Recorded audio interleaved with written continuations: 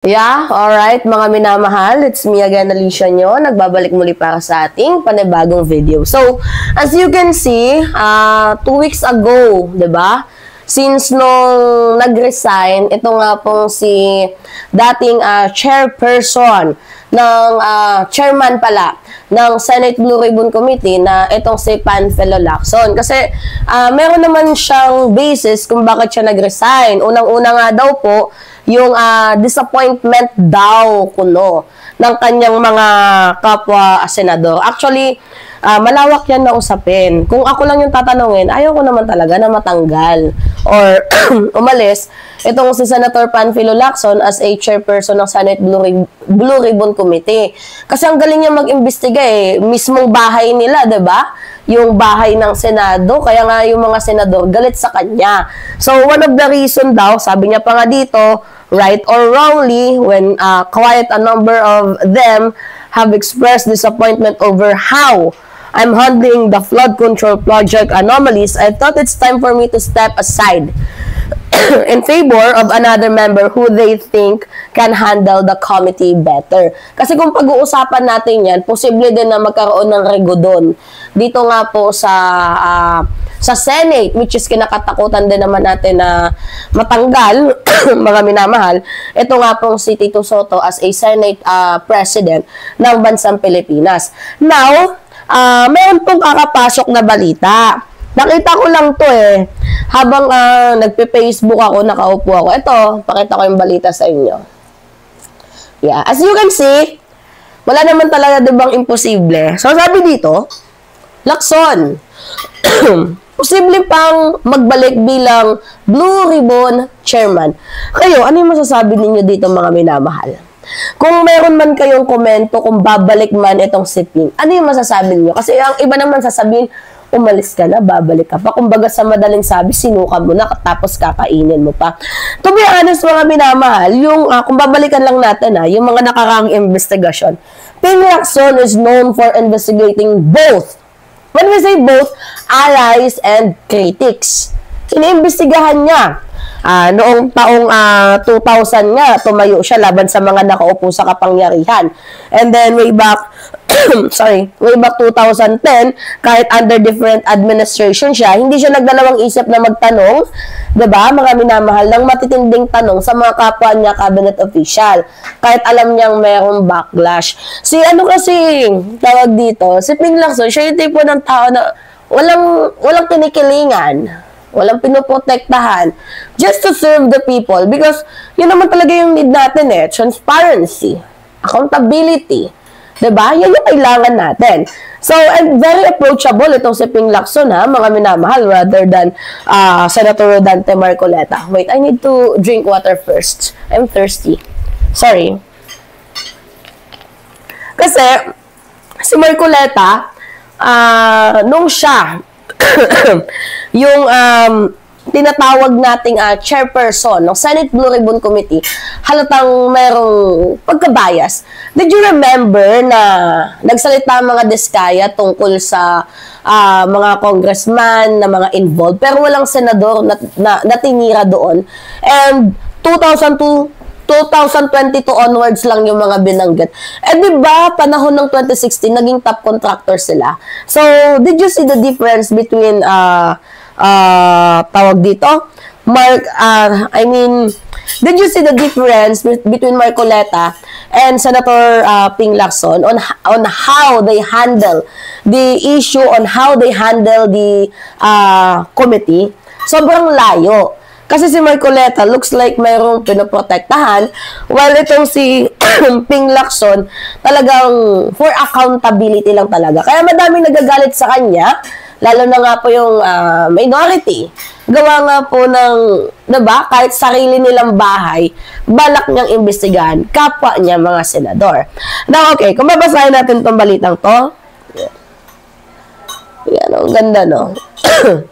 Sabi dito, may posibilidad, kay Tito Lacson na to galing So, kung si Tito Lacson ang nagsabi, si Tito Sotto,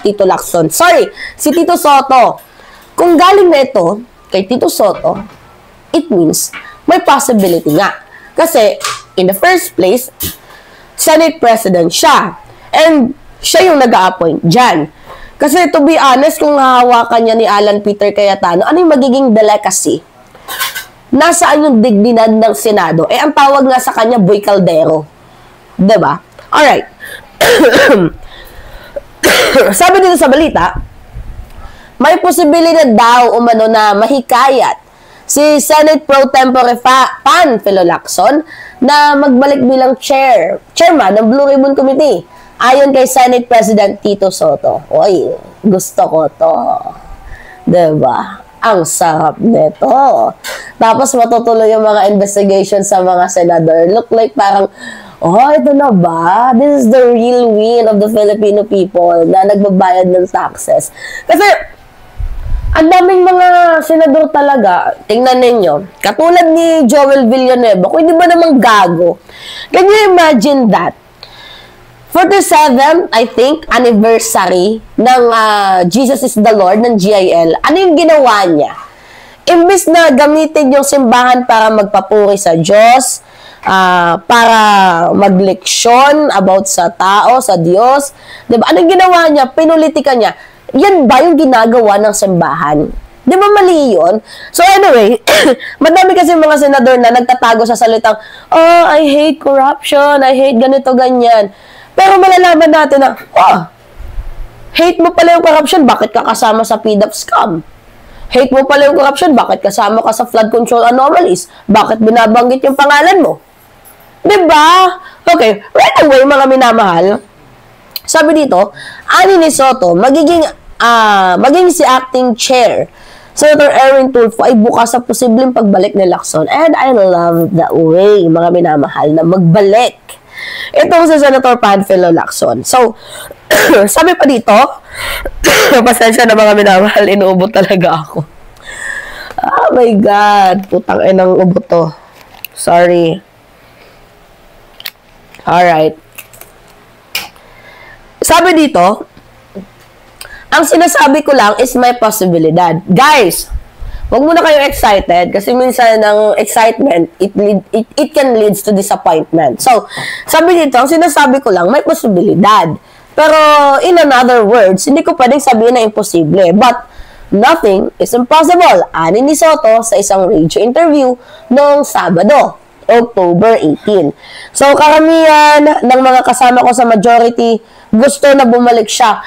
Because many senators love Ping Lacson. Yan yung totoo. Only the DDS camp talaga yung grabe yung usok ng hatred sa kanya. Diba? We know that, mga minamahal. So,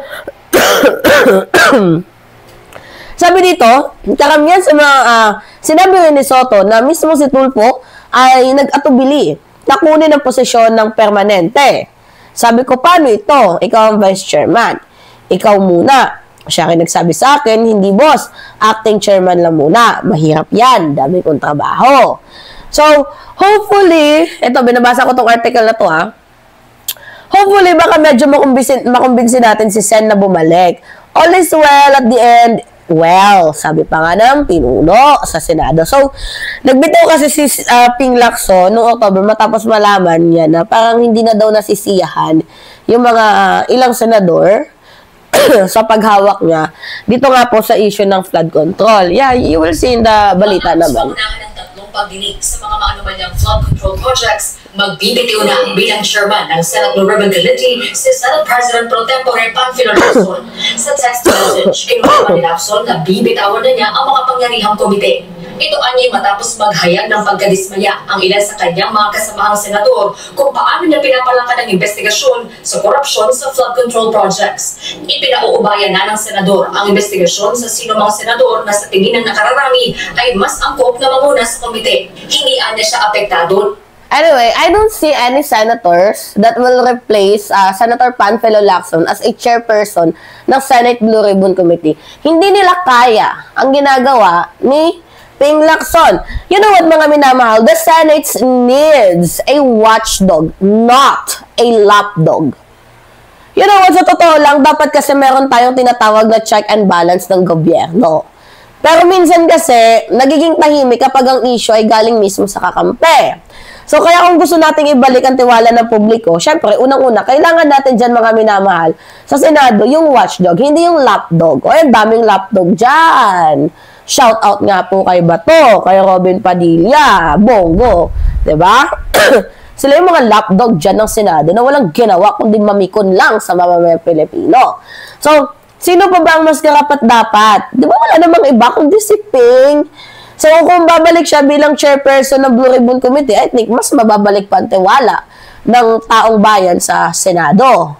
Di ba kasi, kung si Ping, kaya niyang ipagtanggol. Di ba mga minamahal, ang mga totoong dapat na ipagtanggol dito at mailabas yung merong mga kasalanan. Di ba? So, kung mabibigyan man ng chance, di ba? Well, gagawin din ni Ping ang kanyang duties and responsibilities as a leader. Diba? Yung tunay na leader, tahimik lang, pero talagang mayroong ibubuga.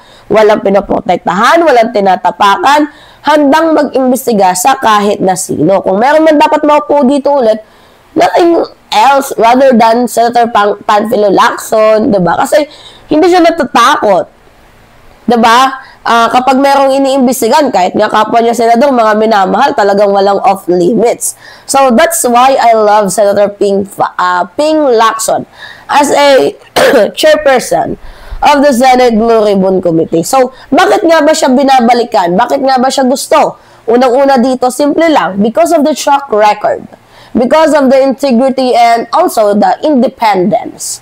Di ba, magaling mag-imbestiga. Kasi bago pa siya naging senador, mga minamahal, if you will remember, si Ping ay dati pong PNP chief, nakilala sa disiplina and talagang anti-corruption drive. Etong si Panfilo Lacson. Maraming beses na din siyang nagsagawa ng Senate investigation, di ba? And sobrang detailed. Sobrang detailed, mga minamahal. Evidence-based.